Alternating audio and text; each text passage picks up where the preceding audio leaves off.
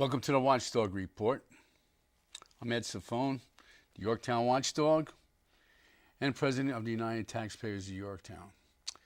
Well, folks, my guest didn't show up today, and he said he might not show up mainly because he was becoming a father, and he didn't know when that was going to happen. So I got to wing it a little bit. And listen, it was Bryant Fumagalli, editor-in-chief of the Yorktown News. Okay, now we had so many issues to discuss, and since he is a reporter, he knows more about things than anybody. So let's get to some of the things that are happening. Now, I haven't done my show in a couple of weeks. Maybe you don't realize that Councilman Nick Bianco quit right at the last minute. And what happened was I brought it up at the town board meeting, and Supervisor Gray said it was personal. We can't tell you about it or anything like that. So I said it's very important because he's another trustee. That means we are missing 2 trustees, and in November, on November 4th, we have a special election to put 1 trustee on. Now we'll get into that in a few minutes. So what happened was he sold his house, his wife moved down to Florida, and October 1st he said that was going to be his last day. And he mentioned that he had health problems, and gone. He was just gone. So what was coming up, there was a lot of votes on how to put on a new member if one of the members that are on the board decides to leave or something happens to him. So before Nick Bianco leaves, the last thing he says, I'm for the new resolution that says the town board may put on somebody after they can't put anybody on for 30 days. Within 60 days, they may or they may not have to put somebody on. So we were all looking for shall, and shall would have made it definitely what's going to happen. So by him putting may and by him leaving, listen to this scenario that's going to happen. Sue Siegel, who was the ex-supervisor of the town, 2009, 2010, is running for this empty seat on the town board, along with Tom Diana, who's also running. Now, let's see what happens here. Susan Siegel, as supervisor, was a Republican. She runs against Michael Grace and Donnie Peters, and they all split the votes, and she loses. Where does she go? Back to the Democratic Party. Tom Diana, who ran for highway superintendent under the Democrats, comes to the Yorktown Republican Committee, and Michael Gray says, let's endorse this man. He's a good man, and everything else. And I was at the last meeting. I says, why don't you put it out to the public? We can get a Republican instead of a Democrat. I'm sick and tired of people flip-flopping all over the place. So, I ran in 2011, and the same committee knocked me off the ballot, my own committee. So I wasn't about to say I wanted to run again and get embarrassed at the committee. So what I do, I up and quit, just like Nick Bianco. So I'm still a Republican, but the party is run by people who don't care what party these people are coming from. But as long as these people rubber stamp the Republicans that are on there, then they're fine. So, excuse me. So now we get back to the election. Now we have Sue Siegel, who's a very independent person who has experience of running the town for 2 years. And she would be a Democrat along with Vishnu Patel. And the two Republicans will be Michael Grace and Terrence Murphy. Now, depending on who gets in. Now, Tom Diana seems like he's going to be a rubber stamp to the two Republicans. So what does that do to the board? It makes it 3 Republicans against 1 Democrat. So they would have it in control. If Sue Siegel wins, it'll be 2-2, and we'll be in the same position as we are today. So, what's coming down the line is this. If Diana wins, and they have 3 Republicans, okay, and if Murphy leaves for the Senate, because he's running for the New York Senate in the 40th District, there will be another opening. So then the 3 Republicans can find somebody that they want. And the name I hear is Joe Visconti, who was the president of the Chamber of Commerce, who endorsed Grace while he was running, and now is endorsing Murphy and Diana and this guy, Andrew Falk, who's running against Katz.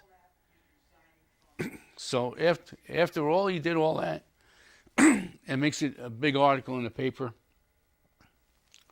I don't know if it's in this one or not. But then what does he do? Then he resigns.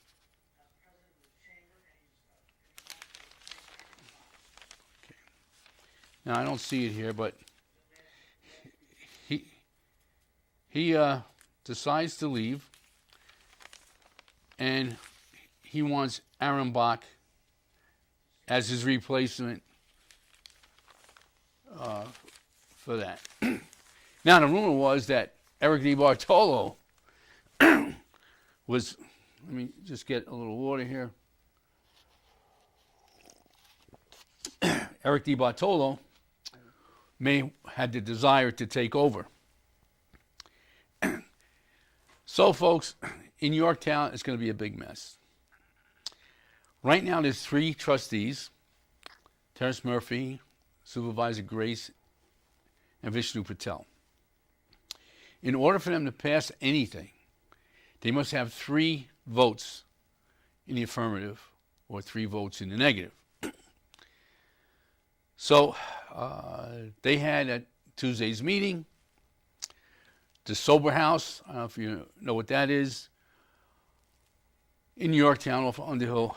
These people who run a business wanted to put people that had drinking and drug problems in that building. So what they did, they bought the building, I think, for $1.2 million already, thinking that they had the approval. Or why they did it, I have no idea if they didn't think they were going to have the approval, because sooner or later they're going to have to pay taxes on their house. So the guy from the Sober Home says something about family, where they can get around it. Family could be, my understanding, what he said and Michael Grace, could be a group of people as family, they would call them family, that lives in this building.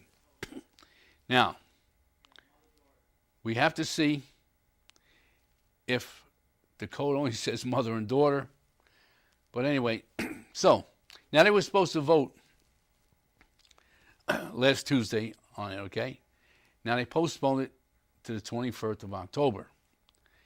Now I think they're going to postpone it again till the election is over on November 4th. And it all depends, again, who gets in and how are they going to vote. Now, this is only one issue that's been around a long time.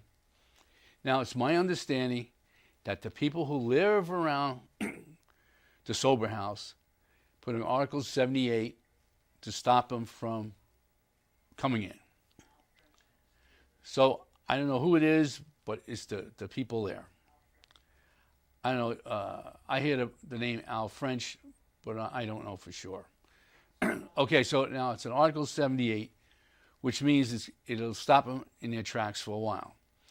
Then the people from the sober home says, well, you're discriminating against the people and us from putting this place because it's again, the zoning laws, convalescent home, nursing home doesn't fit. Now, I've said from the beginning, if they were going to bring this in, they should have made a new town code for this place by itself. And once they did that, and they tweaked it, and they did everything, and then these people were in compliance with the code, then they could have got in there with no problem at all. But it didn't happen that way. So now, who's suing who? Who's going to cost money? Who's doing what? And Michael Grace, he doesn't really care what he says, that he's for the sober home. Okay? He was for keeping the building at Trump residence, even though the law and the agreement said it had to be taken down. Oh, folks, let me tell you, the building's taken down. So he's a lawyer. He tried stopping this stuff. So this is the sober home. That's one big issue. And let's see what happens October 21st. Folks, it's a funny thing. I work at the court. I usually don't get up early enough to attend the first public comment period. So court ended earlier. I got there. I stand online. The last guy before me says he'll wait till the public hearing. And then they closed courtesy of the floor. And here I'm standing on the wall. I says, what am I standing here for? You're going to close it on me again? They have a lot of times I get there for the second courtesy of the floor. They see me, they see Susan Siegel. They don't have courtesy of the floor the second time. It's supposed to have it in the beginning and at the end, depending how much time the meeting was running. So I get up there after, I guess it was a good hour that people were up there complaining about so many things. And they're talking about the gas line, Algonquin gas line, who is, which runs from Boston all the way down to, I don't know, Texas or something like that. And that this company, Spectra, who supplies the gas into the pipelines, we're talking about having a pipeline from 26 inches wide to 42 inches wide. And where it connects, I don't know how they're going to connect it, but when they connect it, it has to be at a pigging station or an inspection station, which is going to be located in Yorktown. Now, that's what the people said. That's what they said the federal government is going to do. They're going to agree to that. And what does Michael Grace says? There'll be no pigging station in Yorktown. But then he wouldn't answer like at Granite Knolls. He says it could be in Yorktown, but he never mentioned where. So one guy asked him point blank, is the pigging station going on Granite Knolls? No answer. I get up there and say the same thing. We've talked to the people at the meeting, and the first phase of this pipeline is called AIM, and they were going to put this pigging station in Yorktown on Granite Knolls, and that sounded like a done deal to me. There's a lot of people that complain about it, but it looks like, again, federal government can step in and put this pipeline connection together, the first phase, without the people's consent. Now, I get a little sick of the federal government. You know, Obamacare, they shoved that down your throat. Common Core, remember that? They shoved that down your throat. The Westchester County Affordable Housing, federal government HUD, shoved it down their throat. 750 units, $56 million. We'll talk about some of those if I get a chance. So, then Michael Grace in the beginning said that this gas company was going to take 21 acres, 1 acre for this pigging station, inspection station, and 20 acres to put all the equipment on. They had a meeting at the American Legion where I talked to 6 people, 5 men and a woman, and I asked them the same question. They all come up with the same answer, that the pigging station is going there. Now, the ball fields. This is what he said. Supervisor Grace and Councilman Terrence Murphy said that they made a deal. I talked to the people there. All they said was that 20 acres, after they finished hooking up the pipes and doing what they were going to do, they would flatten that land and leave it 20 acres cleared. Not they were going to put up ball fields or anything like that, okay? So what does Michael Grace say? Well, that didn't work out. We're going to do it anyway. And everybody, where are you going to get the money to do it? It was $6 million for Legacy Ball Field, plus maintaining the ball field, plus, the pipeline that they want to make bigger goes right through Legacy Ball Field. They have to dig up the new ball field and replace it. It's going to be out of line for, I think for 8 months or so, at least a season. The pipeline is there. They made a bridge over it, but now when they make the pipe bigger, they're going to have to tear it up. All right, so Michael Grace says, we'll get the money from the Recreation Department. And where are they going to get the money? From trusted agency. Now, folks, doing the budget so many times, there's not only one budget, there's a couple of budgets. And trusted agency is for special activities that they can use this money for. So they're talking about $400,000 to build these fields. Listen, folks, it just gets you aggravated where you know how many fields there are in Yorktown and how many fields they want, okay? So here's Susan Siegel. She was on the board. Siegel and Murphy voted no against getting Granite Knolls for $2.7 million to the owner. Plus the owner owed over $800,000 in back taxes. So if they would have foreclosed, we wouldn't have to pay anything for the land. And to top it off, before it becomes parkland in 2 years, we had to pay school and county tax, which was $150,000 per year. That's $300,000. You hit it to $2.7 million. It's $3 million, okay?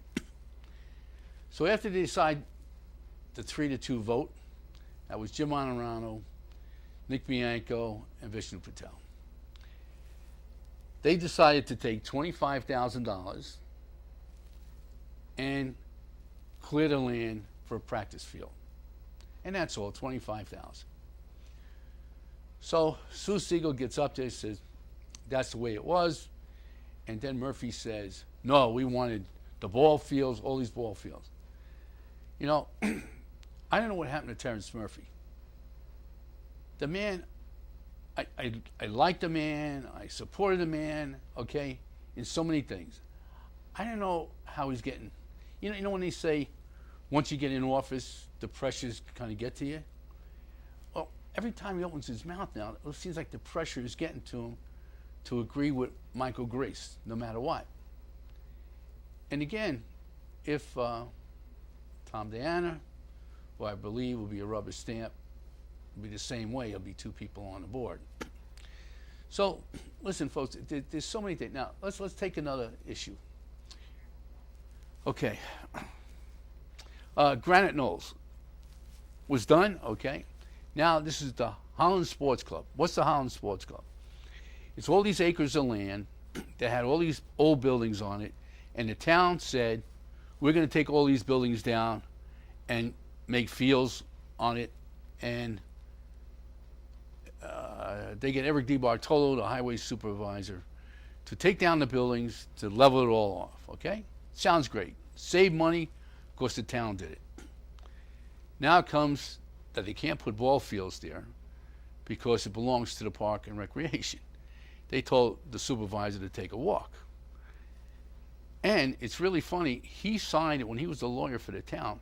He signed an agreement saying that they couldn't put ball fields there. So anyway, so they got that.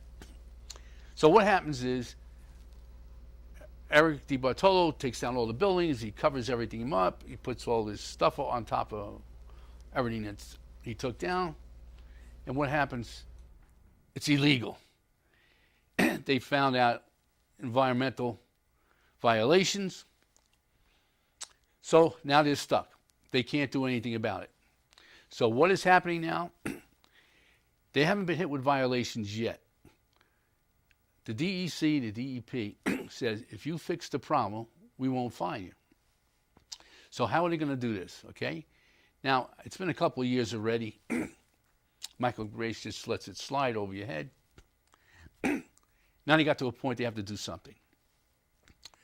Because the fines will probably be more than what it costs to fix the problem. So, they should learn from the past that they had Eric DiBartolo and the town do it, and now it's going to cost us more money. So why don't they just bring in somebody that's knowledgeable, how to get rid of all this stuff, and the land will be perfect. Or even though you have to pay more money, it'll be done. So what are they going to do? Now with the new superintendent of highways, Dave Paganelli, it looks like they're going to come in and screen all this stuff and bury it and all this other stuff. Way in the beginning, they said, don't let the town do it. But again, Michael Grace pats Eric DiBartolo on the back. You can do it, blah, blah, blah, blah. Okay. So far, I think it costs us $125,000. We don't know what the bid is going to go out for or what the town, if they do it, what it's going to cost. So that's a major problem. And that land could have been sold to put houses on there if they wanted to. The same thing with Granite Knolls. If they wanted to, the 200 acres, they could have put houses, and maybe the town could have got revenue from the sale of the houses plus taxes for the people who live there. So when I said, when Sue Seeger got up there, had a confrontation with Terrence Murphy, and they were the two that voted against it. And it sounds like he's now trying to get the votes from the sports clubs to put 3 fields there. Now, here's another thing. The sports club, I think it's the YEC, offered to give the town $50,000 that they fundraised to help fix the fields. Now, what does Michael Grace do, supervisor? Doesn't take the money. The United Taxpayers of Yorktown, we've been up there, I don't know how many years now, 5 or 6 years. And we say, why give the sports club $78,000 to run their sport clubs? If they don't need it, don't give it to them, or lower the amount that you give to them. So this only proves our point, the United Taxpayers, that they fundraise and they have $50,000 that they want to donate to the town. So that would leave like $28,000 for the sports clubs. And in October, the end of October, comes the budget process. Now, I don't know if you've read anything, or if you heard anything, that the trustees, listen to this one, gave themselves raises. Gave themselves raises. Now, listen to this. The supervisor says yes. Terrence Murphy says yes. And Vishnu Patel, who's against all these raises, doesn't say anything. And Alice Croker, the town clerk, marks down, he said yes, because if you don't answer, it's a yay. So he's going ballistic, Vishnu Patel, because he's gets less money as pay and salary for being a trustee. He gave the money back to the town. Now, the second thing that they did, they hooked it up with the CSEA contract. Now, that contract is from 11 to 15, I think, to 2015. 1 3/4 increase. All that was illegal, okay? Now, Vishnu Patel holds up a paper saying that this resolution is illegal, you can't do that, you can only do it during the budget process, and let's make a motion to repeal your resolution that you voted for. And what did Michael Grace do? And Terrence Murphy? Complete silence. Nothing. So, again, depending on who gets into office in November, and you don't have to wait till January. So the person who gets into office will probably be in sometime in November during the cycle for the budget. Okay, so folks, I'm going to end the program by saying, I'm going to say this, what's going to happen now.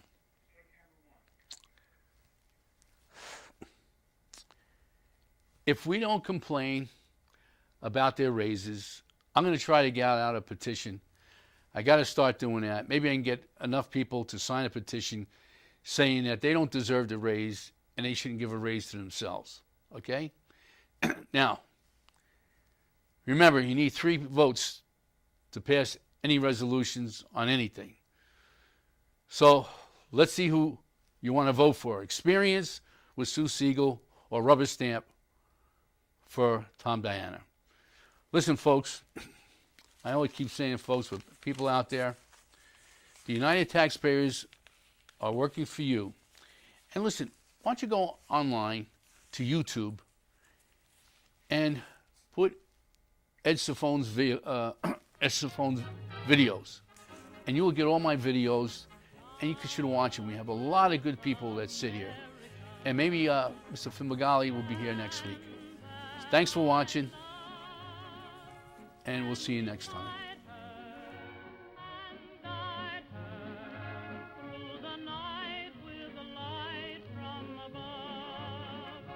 From the